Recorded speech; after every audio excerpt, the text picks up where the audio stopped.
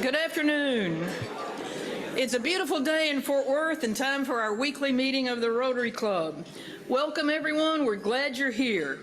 We'll start our meeting today with the invocation led by Michelle Krim, President of Dynamic Development Strategies, followed by Wesley Gentle, President and Executive Director of Arts Fort Worth, leading us in the national anthem. Michelle. Happy Friday. Let us bow our heads. Dear Heavenly Father, thank you for bringing us together today in friendship and purpose. As members of Rotary, we are called upon to serve others, act with integrity, and promote understanding and peace. Help us to lead with humility, listen with compassion, and work with courage. May the decisions we make and the actions we take reflect the values we uphold: truth, fairness, goodwill, and benefit to all. Bless this food, the hands that prepared it, and the fellowship we share. Strengthen us for the work ahead. Amen. Amen.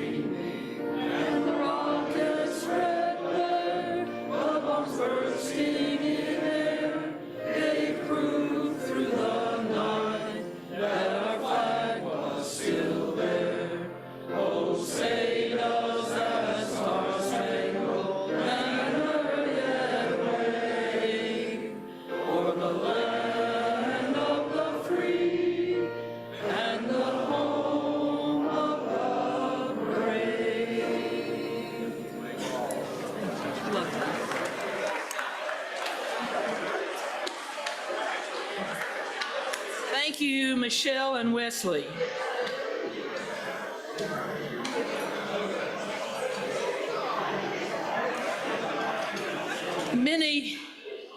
Many of you are aware of the recent death of past President Dr. Judith Carrier. Past President Carrier exemplified the true Rotarian spirit, serving the education community for over 40 years. She was the founding president of the Tarrant County College Southeast Campus, whose library bears her name. She was also this club's first female president, serving from 1994 to 1995. Dr. Carrier remained very active in Rotary and the community after she retired. She was a pioneer in many fields and a genuinely caring person who will be greatly missed. Please join me in a moment of silence to honor and respect the memory of Dr. Carrier.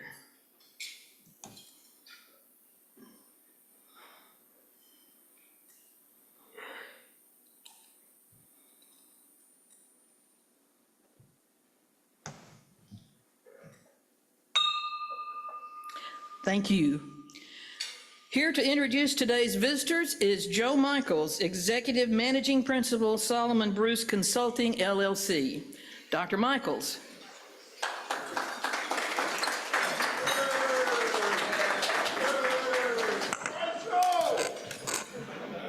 Thank you, Madam President. We are very fortunate today to have many guests with us. So I'm going to ask, as I call your name, if you would please stand so the club can see you and recognize you. Our first guest is Sally Parmalee, who Bob Parmalee brought. Sally? From the Denton Lake Cities Rotary Club, we have Grady Ray. Grady? Julie Butner and Jared Williams brought him. Jared, we're proud that you can bring somebody. That's good. From the Lake Cities Rotary Club, they travel like missionaries, so Dave Martin came with them as well. Dave?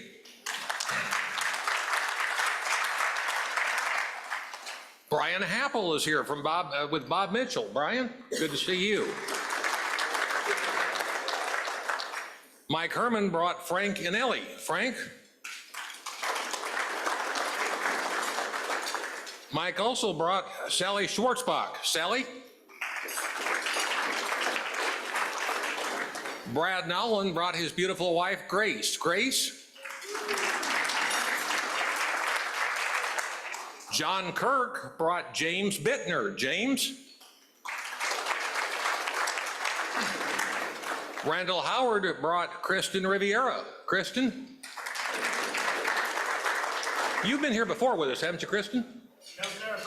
We're glad to have you. Come again. Randall also brought Charles Trailer. Charles? Rosa Badea brought Lorena Vargas. Lorena?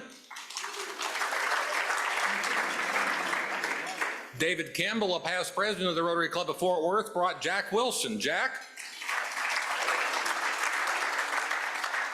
From a visiting Rotarian from the Crossroads Club, Slade Young. Slade? Again, from the Crossroads Club, they travel like missionaries as well. Kim Gwynn is with us. Kim?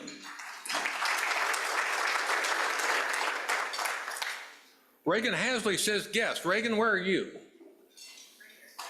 Right here. We're glad to have you. A guest of Rebecca Montgomery is Leah Payne. Leah? Over here. A guest of Julie Butner is Laura Minty. Laura, good to see you. Past President Andy Taft brought J.D. Culpepper. I'm wrong, it's not Culpepper, it's Capeller. And always at the Rotary Club of Fort Worth, we're always proud to have Jason Ellis, the Senior Vice President at Plains Capital Bank. Jason, where are you? Jason's here someplace. Right here. Madam President, those are all our visiting Rotarians and guests. Thank you, Dr. Michaels. You know, you let them know you're having Bluebell ice cream and people come out of the woodwork. Now it's time for the four-way test. Please join me now as we repeat the words known to Rotarians around the world that guide us in what we think, say, and do. Number one, is it the truth? Number two, is it fair to all concerned? Number three, will it build goodwill and better friendships? Number four, will it be beneficial to all concerned? Thank you very much. In place of today's newscast, we have a special report, news from Calgary and the Rotary International Convention. So please bear with me as we get going here. Larry and Karen Anfin, Aurora Newberry, and I had the opportunity to attend the convention, and we want you to know what the convention was like and to share some highlights. The convention was attended by over 15,000 Rotarians from across the world.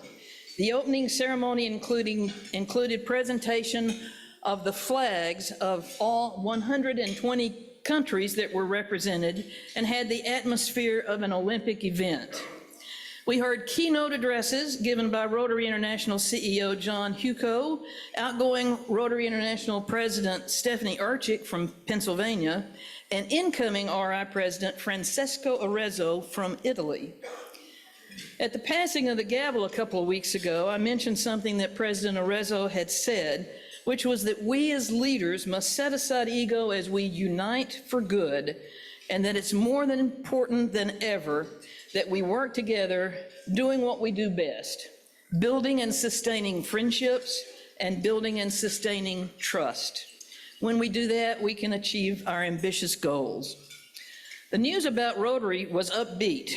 During the last year, Rotary can boast of many accomplishments, and you see them here and on this slide as well.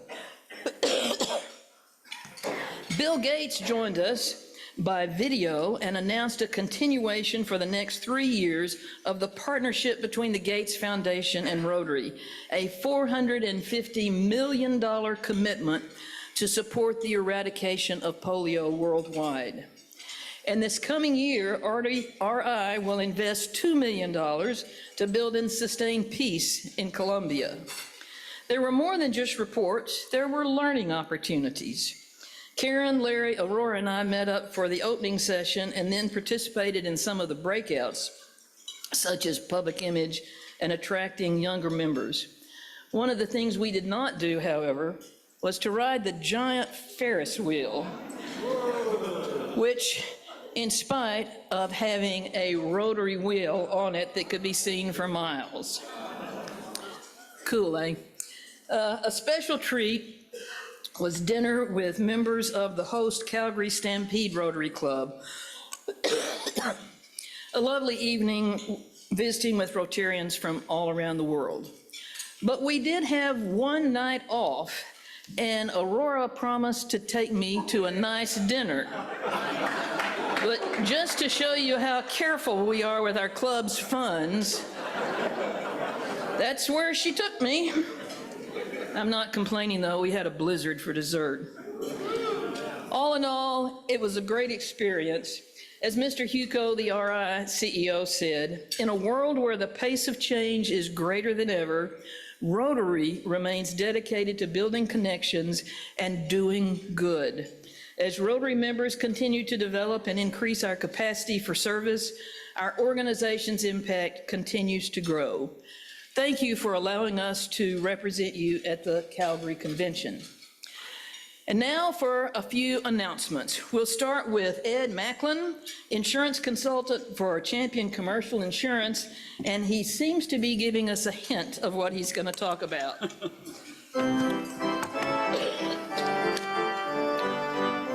Feel free to sing along.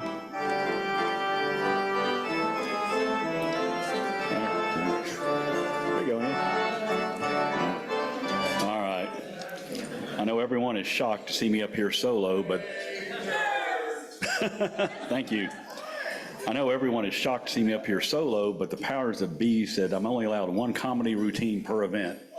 So please feel free to go online and watch last week's meeting in case you missed Chip's debut as part of my comedy troupe. But wait, someone had a question. Yeah, back there, okay.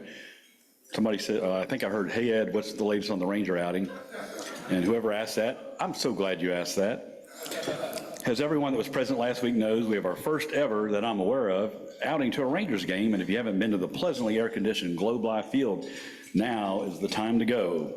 The tickets are $65, which gets you in the ballpark and all the food you can eat. Yes, our seats are in the all-you-can-eat section, which entitles you to all the hot dogs, hamburgers, nachos, peanuts, and popcorn. Not sure about Cracker Jacks, Ann, but I'll check into that. And all the soft drinks you can drink. If you've been to a Rangers game lately, that is a pretty amazing deal. Beer and other alcoholic beverages are on your own. Parking is also on your own. However, there is a shuttle from Boomer Jacks located at the southwest corner of I-30 and Collins, and it's complimentary as long as it has a group. We have a collective tab of $50, which probably takes about a minute and a half. And as with any Rotary social event, non-Rotarians are welcome to attend, and also the kiddos are welcome. It's a family-friendly event. Globe Life Field opens the doors at 5:05, and the first pitch is at 7:05. Buy your tickets now for this historic first ever Rangers outing. Step outside your comfort zone and hang out with your fellow Rotarians at the ballpark, and let's see who can eat the most hot dogs and nachos. The QR code is up on the screen, and there's flyers hopefully on your table. And I also have this, so come on up, the credit card machine. I hope to see everyone there on Tuesday. Thanks, Ann. Thanks, Ed. Next, coming to the stage is past President David Kimball, Vice President of Hewitt Zollers, representing our golf tournament committee. David.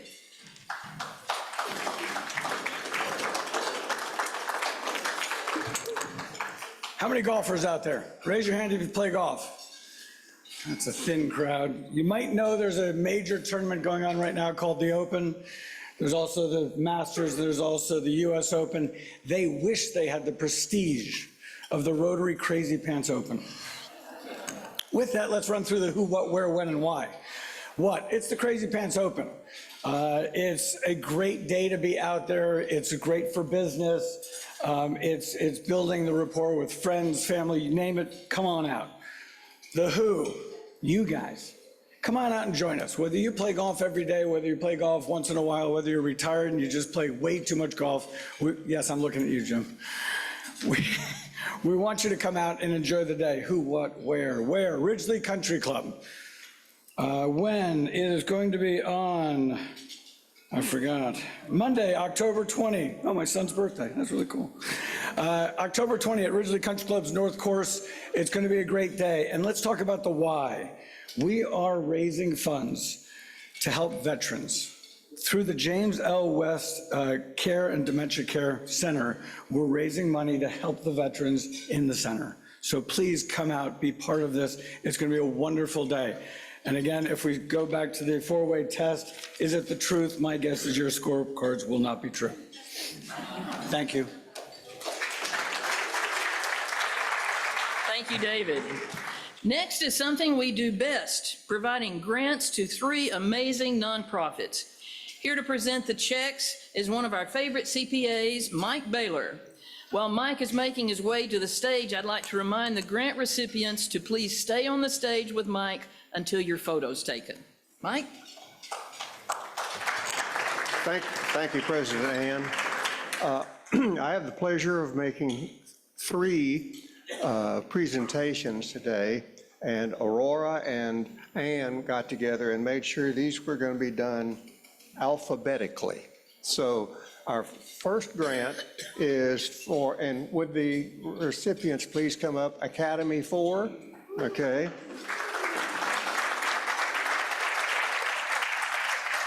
And if you want to tee up, it's probably simpler. Amy Razor and then also Gail Snyder will be. All right, Academy, this first grant for $5,000 goes to Academy 4. The grant will purchase supplies for their 2025-2026 program. And accepting the grant is John Shearer. Yes, thank you so much. Okay. You can go stand down there now. Yeah, that's right. Just do the little. All right. The second grant goes to Arts Fort Worth. The grant will fund critical technology needs for their culturalist program. Accepting the check, Amy Razor.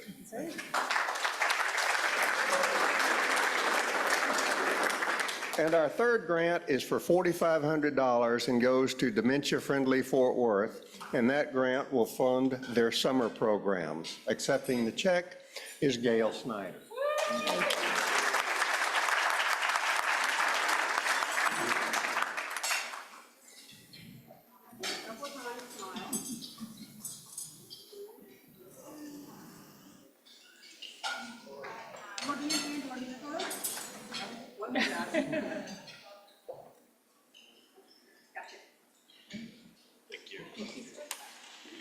Thank you, and again, congratulations to all of these fine grant recipients.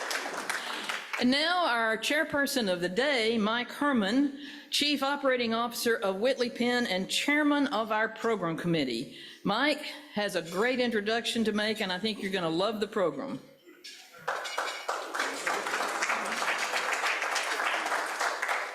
Thank you, President Ann. Last month, we enjoyed learning about melt ice cream. Well, today, since everyone is happy when eating ice cream, we're going bigger. Several of my peers at Whitley Penn, one, Frank, who's here today, met our speaker, Ricky Dixon, and suggested that he might be an enjoyable Rotary luncheon speaker. They also told me about the book he'd written titled One Scoop at a Time. I knew about our firm's work for Bluebell Creameries, so I contacted him in his home in Oklahoma City. He enthusiastically agreed to speak and told me he was a Rotarian for 34 plus years and was past president of the Rotary Club of Brennan, Texas. Ricky's career with Bluebell spanned 44 years. He started in 1981 as a territory manager and became president in 2017, and in 2019 was elected CEO and president. He retired last year. He held positions with the company in Fort Worth, Dallas, Broken Arrow, Oklahoma, Kansas City, Missouri, and of course, Brennan, Texas. Ricky received the International Dairy Foods Association Laureate Award for his significant prolonged contributions to the development and growth of dairy. He was also inducted into the Dairy Products Institute of the Texas Hall of Fame. Ricky is a Baylor University alum. He and his wife, Anita, who's here with us today, of 27 years, reside in Oklahoma City, and they are both Paul Harris Fellows, I learned today. As a blended family, they have 5 children and 8 grandchildren. He enjoys traveling, hunting, and fishing, golf, and reading. I asked him about his favorite Bluebell ice cream flavor, and I got whatever they're making today, is what he used to say, but now it's homemade vanilla caramel sundae brownie and tin roof. Please give a warm welcome for the man that knows that the cows in Brennan are happier, Ricky Dixon.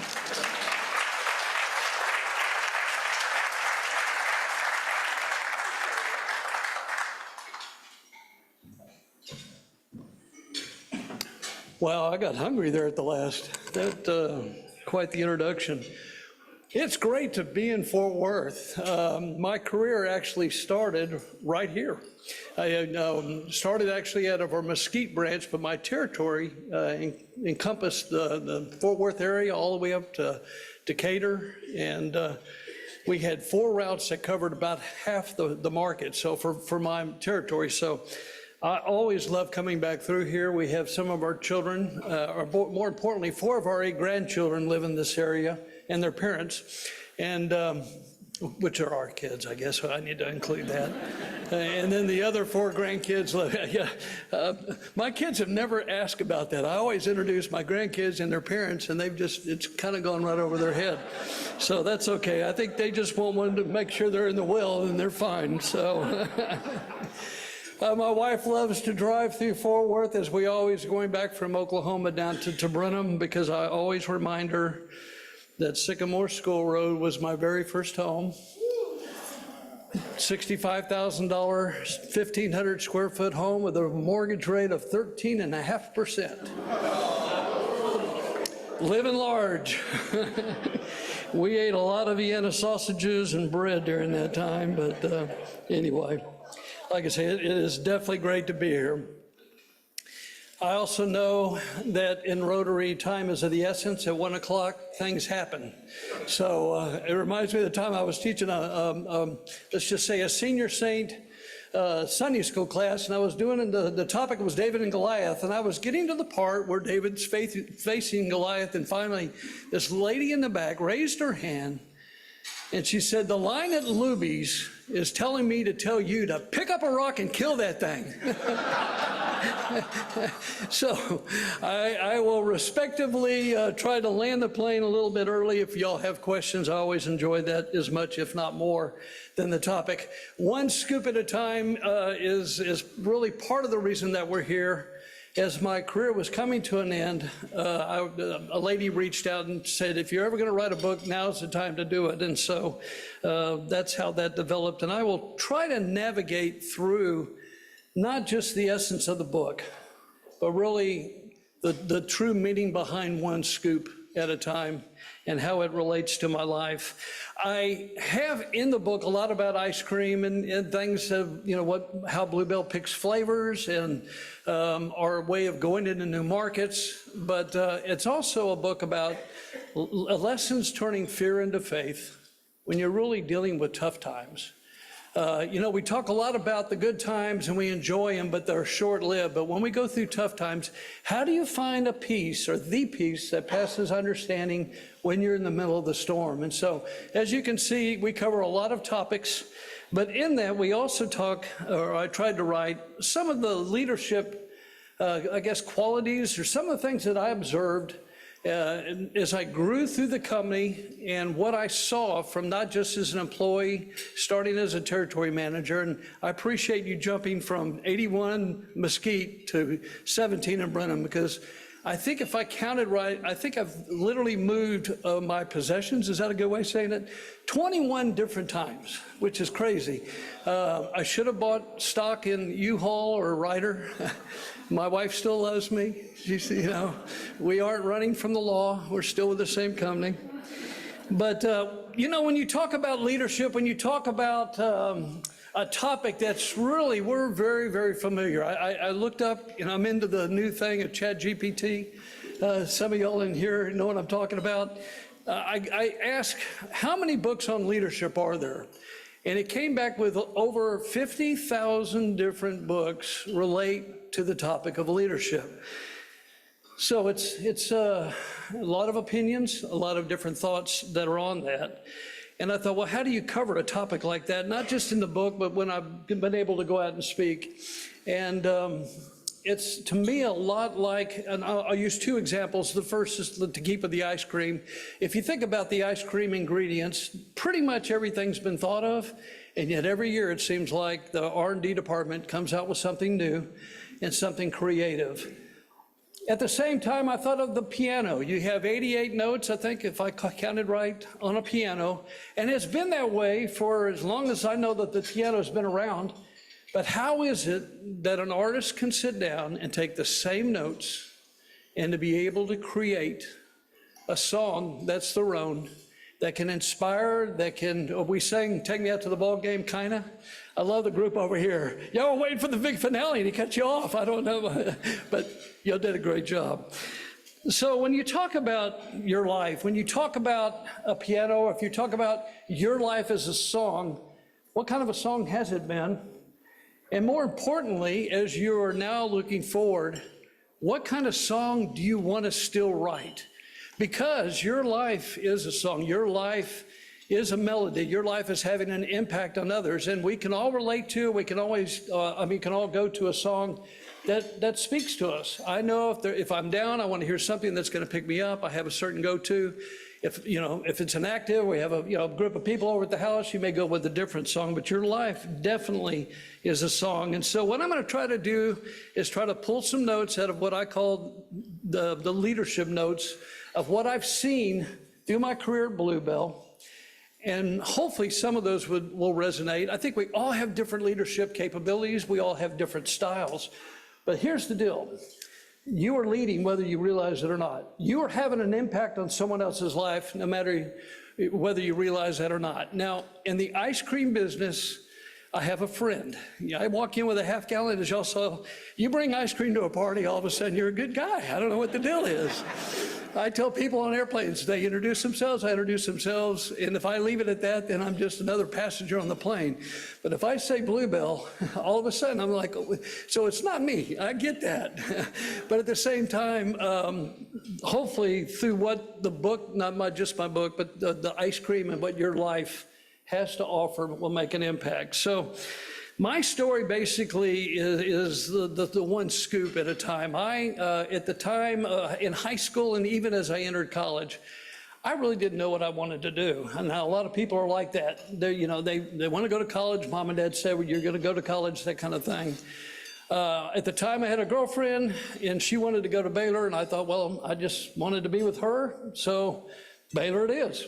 And I don't know if I've got any Baylor Bears in here. I know we're in TCU country, so gig 'em, yeah. Or wait, yeah.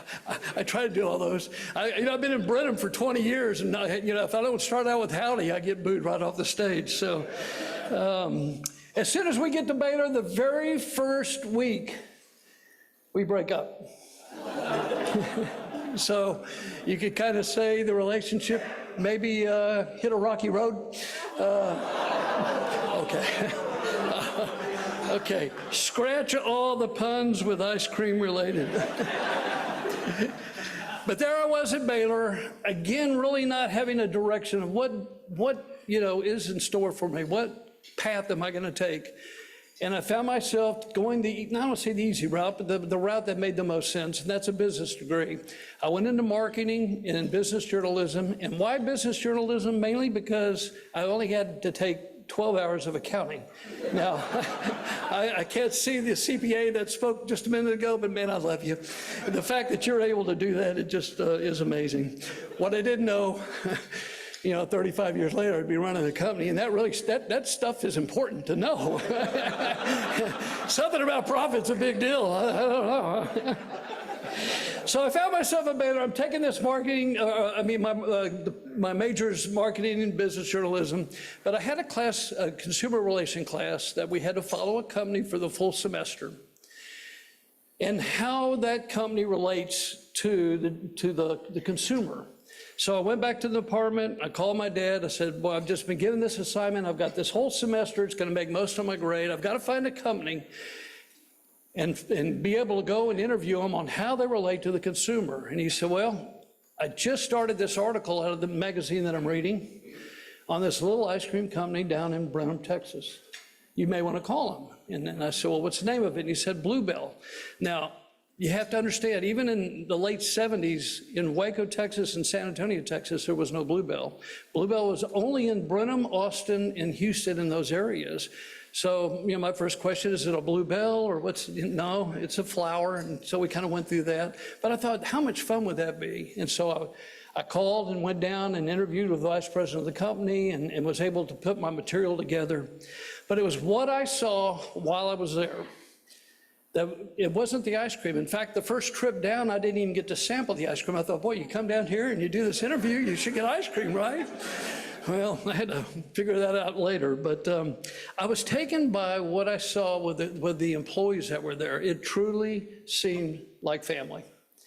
And so as we got closer to graduation, I thought, I'm going to call back and I'm going to see what kind of, you don't grow up thinking one day I'm going to go into the ice cream business unless that's something that would be familiar to you.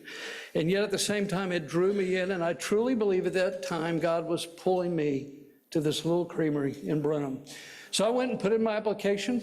And upon graduation, a December of 80, they said you could start January 1st of 81 in Dallas. And so that's how my career started. Those are the first couple, I guess, scoops along the way to give me, I'm sorry. Not even my wife laughs anymore. She's just I love my kids still, they laugh. Or did I say grandkids? But I truly believe that at that time also that God was shutting doors and opening doors at the same time. And I'm so thankful that I recognize that. I'm so thankful in that process. Now, fast forward. Now, again, Bluebell was taking off. We had gone into the Dallas market, this market in 1978. To come to Dallas was a really big deal because we were the new kid on the block. Bluebell's name was just kind of rippling this direction. And so I was so thankful that I was able to come here. And through that process of going to San Antonio, from there in 1984 to open that market, the time came to open up the first out-of-state branch, and that was in Oklahoma City.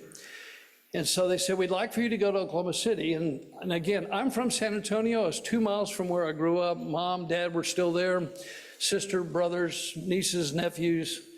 Or I can pack up and move to Oklahoma City, which I didn't know anyone. At the same time, it was one of these tough decisions, which direction do you go? And really, honestly, prayerfully, God, where do you want me in that process? So I went ahead and took the challenge to go to Oklahoma City, open up the first branch, and also with the understanding that one day that this was going to be a whole new region for Bluebell. And that was part of the conversation. And so they said, we want you to go and we will get back with you. And then I would say it got really quiet. And I didn't hear anything. And so days turned into weeks, that turned into months, that literally turned into years. And I'm thinking, okay, y'all talked about a new region, you talked about maybe this promotion, what's happening, but very quietly, and really thoughts to myself. And then the time came, the phone rang, and they said, hey, we've got this big meeting coming up. After dinner, we'd like to sit down and talk to you. And I'm thinking, okay, this is it. I'm pumped. So in fact, I don't remember even eating. It was like, okay, this is exciting. I remember going into the room, and you could tell immediately that this was not one of those conversations that no balloons, no confetti. In fact, it was just the opposite. No ice cream. And basically it was one of those, look, we aren't seeing the things that we saw to ask you here. And for about 45 minutes, about a page and a half, handwritten, yellow pad, of things they would like to see me do that I wasn't doing, or things that they had seen before that I had drifted away from. And it was, shocking.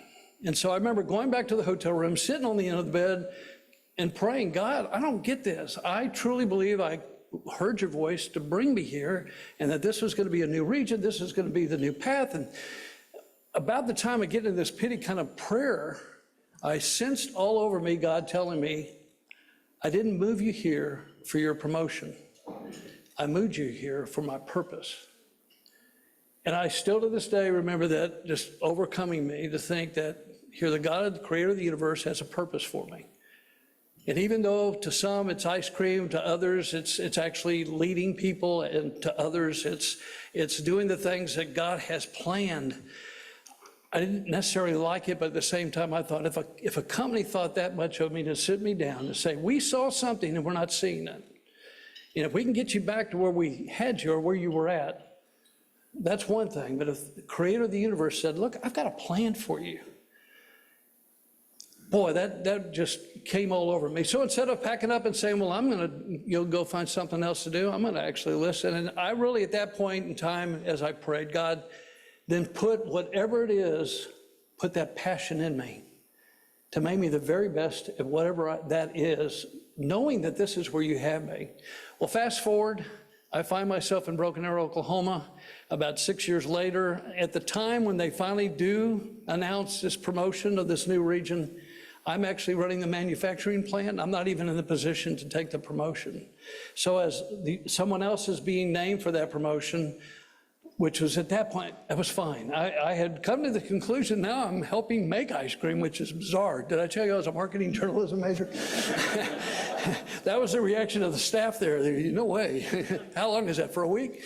But if you fast forward another 20 years, in 2017, in that time of running the branch for about 6 years and then moving to Brenham, when the company looked and said, Paul Cruzy is going to be retiring, we'd like for you to step in to be the new president, my immediate thought was back to that hotel room, thinking if I hadn't been obedient to what God had planned, forget the promotion, stay faithful to the purpose, finding myself running an ice cream plant of our three eventual, I would not have had that background to be able to be in a position to be considered to be president.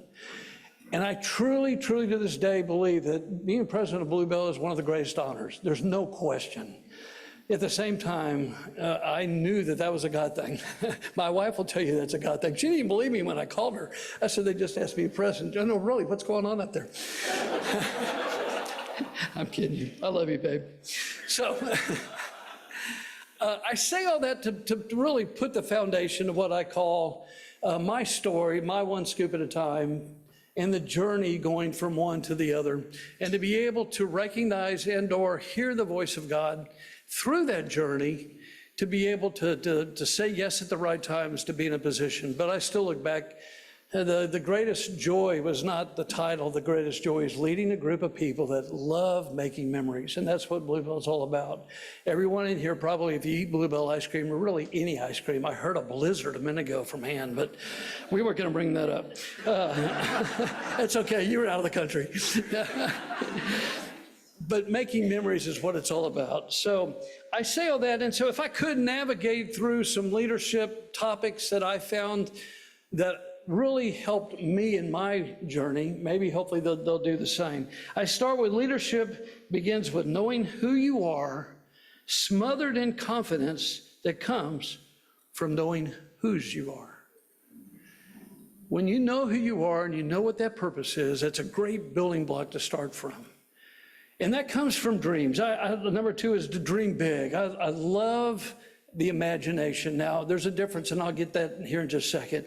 Dreaming's one thing, but taking a dream to it from a vision to a reality is something different. I remember my dad, I said out loud one day, I really wish I played the piano better. And he goes, no, you don't. And I thought, yeah, I do, I really do. And he goes, no, you really don't. Because if you really did, you'd do something about it. So you're just dreaming over there. But if you really have a vision to do that, do something about it. And that really stayed with me. Mark Batterson is one of my favorite authors. He's become a good friend. He's a pastor up in Washington, D.C. But he wrote a book called If. And in that book, If, and you'll understand the title here in just a second, he says the day you start dying is the day you stop dreaming. And ironically, the day you start living is the day you find a dream worth dying for. See, at some point in our life, we stop living out of our imagination and we start living out of our logic. That's the day we stop creating the future and we start repeating the past. That's the day we stop living by faith and we start living by logic. And that's the day we give up on what if possibilities to fall back on if only regrets. If only had I done this, if only had I done that. So we have this window of time, and I don't care where you're at in life. Right now, for me, as mentioned, I've just retired, and my wife and I, we've talked. This is my fourth quarter. You know what? I don't care what the score is of a football game. When fourth quarter, I love it. One team's getting beat by 30 points in the fourth quarter, and what's the whole team do? We're getting killed, but we're in the fourth quarter. Yeah, there's a Geico commercial that I love. The kids sitting there on the bench, it's like, yeah, and they get beat 72-0. But the fourth quarter is our opportunity to be our very best. And so as I think about this part of my life, I want to look back to say the last scoop, again, sorry for the puns, but the last scoop is the best scoop. The last scoop is taking all those other scoops that were the foundation. And so dream big. And with dreaming big, I think that I think leaders, effective leaders, are relentless in getting a plan to get there. Have a plan. Map out the plan. But more importantly, as I've mentioned my faith is everything to me, is to walk and to be able to hear the Master's voice on where you have me and how you have me, so I can represent in a way that will glorify him in everything that I do. Leaders expect the unexpected. Now this is, if anybody that's in here and you've been very long around, you are going to have times in your life that things happen. With Bluebell, as you know, we've been around since 1907, but 10 years ago, we all know what took place. A very, very difficult time with listeria being found in the product. But with that, what we then do, how do you tackle that challenge? How do you go about being able to navigate from the tough times? Because see, the tough times, in my opinion, are now the times that you're being shaped, molded, and made in a way for the next. If you think back, and I got this question asked on a podcast through the book, they said, if you could get rid of anything in your life, the one thing that you could just erase from your life, what would that be? And I thought, that's the most unusual question. And then I thought to myself, I don't know if I can even answer that, because every really hard time or hardship in my life helped shape, mold, and make me to the next step. So it's a tough question you have to ask yourself, but at the same time, just know that it's the journey. I thought it was interesting, Scotty Scheffler this week or yesterday, you may have seen a quote. He said, winning, it really isn't everything. In fact, I'm not going to do very good at quoting him. Y'all know Scotty Scheffler is. He's from this area. I hope so. He said, how many golfers? And not many people raised their hands on that. But he said, you know, it's everything you work for, you work for, you work for. You practice, and then you go out and you actually achieve what you've strived for. And in that moment of glory, it's unbelievable. The family hugs you, your sister and brothers and all that. And then they say, okay, well, we're going to go to dinner. And it's over. So the mountaintops are unbelievable, but at the same time, it's the journey to get to the top and at the journey coming down that really do help shape, mold, and make you. Johnny Miller, another golfer that's from my era of time, I'm noticing that some of the names or quotes that I use are people that have never been heard of before. But Johnny Miller said, a person or a company should not be judged by what they accomplish, but what they have overcome. And I thought, boy, that right there says so much. That how you navigate through the struggles, and more importantly, as a leader, you're being watched. And what you don't realize is your sound, as we go back to the analogy of the notes, they actually see you before they hear you, but they hear you as they see you. So good leaders not only are transparent with that, but they also navigate in a way that help say, we're going to make it through it, and this is how we're going to do it. They're going to have that plan, that vision. I'm going to quote Tom Brady as well. Now, y'all have heard of Tom Brady. I can't believe I quote Tom Brady, and I can't believe he said this quote, but I thought it was really, really good. He said, at some point in life, let me back up. They asked him the question, tell us about your greatest wins. Tell us about the games that were the most important when you won. And he said, I don't care about the wins. We got wins, sure. Let me tell you about the losses. And then this was his quote. At some point in life, you will be faced with certain tough life-altering situations. It's just a matter of whether you're prepared or not to be prepared to take advantage of the opportunity. You've got to develop the resilience within you. You see, life is not about how much you succeed. It's what happens when you fail. There are a lot of things that come up in our personal and professional lives that just don't go our way or the way we want. So how you deal with it? Do you deal with it with class? Do you deal with integrity, courage, and resilience? Can you share your emotions with other people?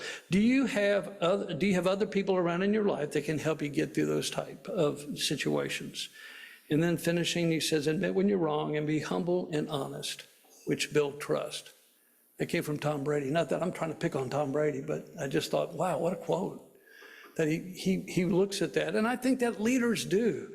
Looking at success is wonderful. It's the Scotty Scheffler victory as he holds up the trophy at the Masters. At the same time, the journey that got him to that point, that he's almost reflecting on more of that than the actual success of being able to say that he achieved. But I think great leaders do that also in a way because it's a group thing. For a blue belt, it's a blue belt thing. It is not, if you talk to the Cruzies, they would tell you the same thing. The Cruzy family, which I'm sure you've heard of, 3 generations prior to me coming on as president, were incredible with their leadership skills. And they were all 3, Ed, Howard, and Paul were all 3 unique in their style. But all 3 exhibited some of the things that I'm covering today because it was a team effort, it was a group effort. How are we doing on time? We're doing pretty good. 5 more minutes. Yeah, I'm getting that. I love that. And I've got about 12 more. No, I'm kidding. I'll make these fast. Leaders are transparent. I mentioned that before. When we went through what we went through, I felt like the best thing to do, or I realized the best thing to do, is walk the floor, be with the employees, and be transparent. You don't want to, you lose all your credibility when you're not transparent. Leaders prepare leaders. Who are you preparing that would take in your role? And even if it's not taking your place, preparing leaders to do what they're good at. I love when I talk to an employee and say, what is it that you see that you want to be? Where do you see yourself in 5 years? Because that question a lot of times doesn't get asked. And they say, I see myself here. and knowing where knowing what their dream is, knowing what their vision is. Okay, now let's figure out a game plan to get there. And it's a great opportunity for you to be able to tell them, these are the things that you have to do to get to that position. Leaders also put others first. I think that when you can walk and let others go in the leadership, don't get me wrong, you're the example that's setting the way, but you're putting their interests first. Sets a huge tone to them that you really do honestly care. I love this story, and as I wrap up, I'll end with this because I really think it homes in on everything I'm trying to say. There was a note that was found, and let me just read the note. The following was a letter that was found in a baking powdered can wired to the handle of an old pump that offered the only hope of drinking water on a very long and seldom used trail across Nevada's desert. It read, "This pump is all right as June 1932. I put a new sucker washer into it, and it ought to last 5 years, but the washer dries out, and the pump has to be primed. Under the white rock, I buried a bottle of water, out of the sun, and with a cork end up. There's enough water in it to prime the pump, but not if you drink some first. Pour about 1/4 and let her soak in the wet leather. Then pour the rest medium fast and pump like crazy. You'll get water. The well has never run dry. Have faith, and when you get your water filled up, when you get filled up with your water, fill the bottle and put it back like you found it for the next feller. Signed, Desert Pete. P.S. Don't go drinking the water first. Prime the pump." Prime the pump, and with it, you'll get all you can hold. See, faith is like that. Faith is more than just the priming the pump of God that to release his springs of living water, but it's also, it's not just your thirst, the long-winded petitions. It's walking by faith to know that there's a Heavenly Father that's there, and through prayer, priming the pump. When the struggles come, when the adversity comes, you do it in a way that can make a difference as a leader. I could sit and talk Bluebell stories forever. I didn't go there today. I hope that doesn't, hopefully you can get more ice cream on the way out. But the journey with Bluebell has been incredible. And as you do leave, think about your life, think about your song, and what a difference you are making to those that are around you. Thank you all so much.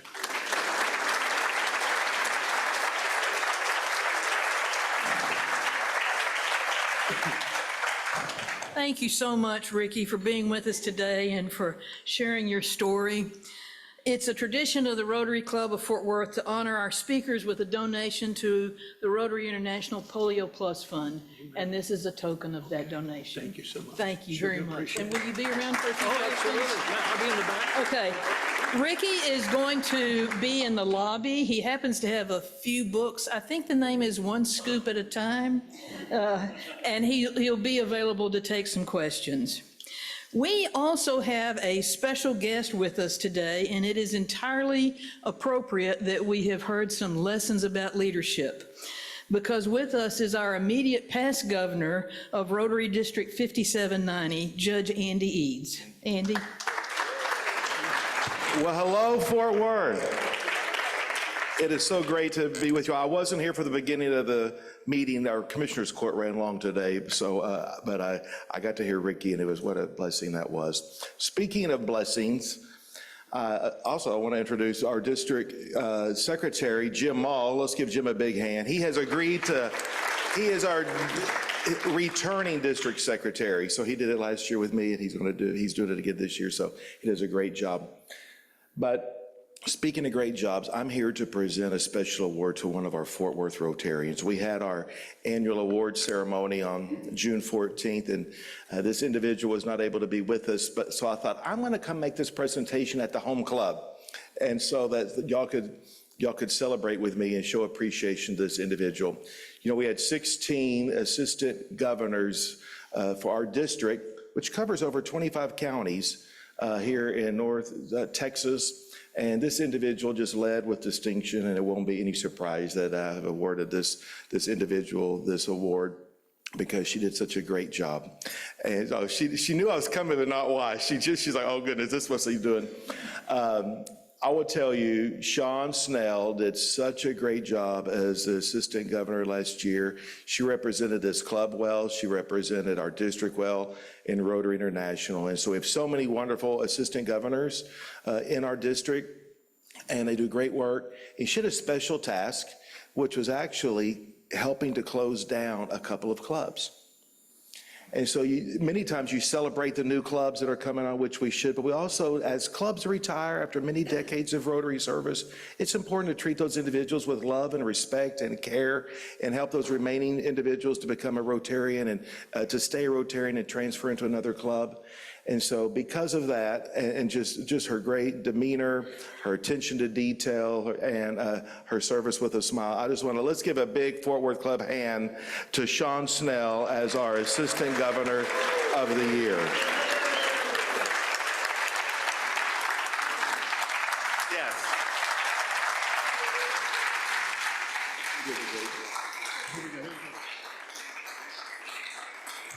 So I had a sneaking suspicion.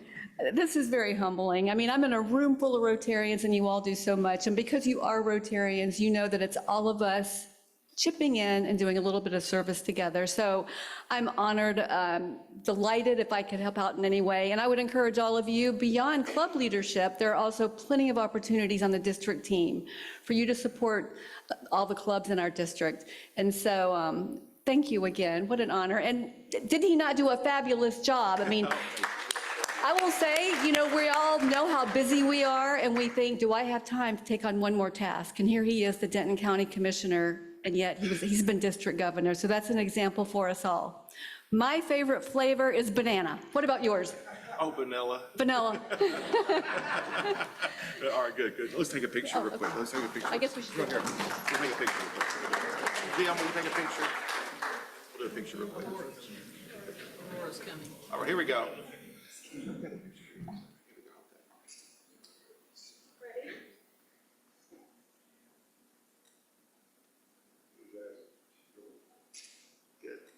Jim, give one. Jim, hold on for a minute.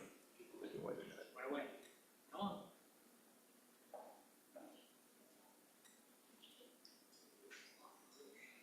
Hold that smile. Very good. All right, good. Well documented. Thank you.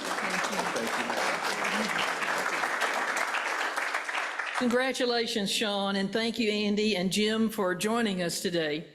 Next week, on July 25th, be sure and join us for an update on the Power 4 conferences with our guest speaker, Brent Yormack, who is commissioner of the Big 12 Conference. But before we go, I do want to make one announcement. There have been a lot of questions regarding the tragic Central Texas flooding, and specifically how we as Rotarians can help.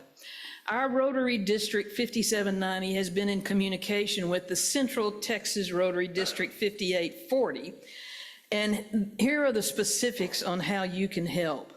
We will be making a contribution as a club to support the disaster relief efforts, but you may want to go above and beyond and make a personal contribution.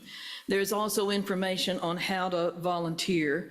Rotary is partnering with Disaster Aid to coordinate volunteer efforts, specifically debris removal and cleanup, food and supply distribution, and rebuilding support. This information has been emailed to you today during our meeting, so it'll go out again next week, so you'll have it if you can't copy everything from the slide. Thank you again for being here today. Ricky is going to be in the back taking questions and signing books. The meeting is adjourned. Have a good weekend.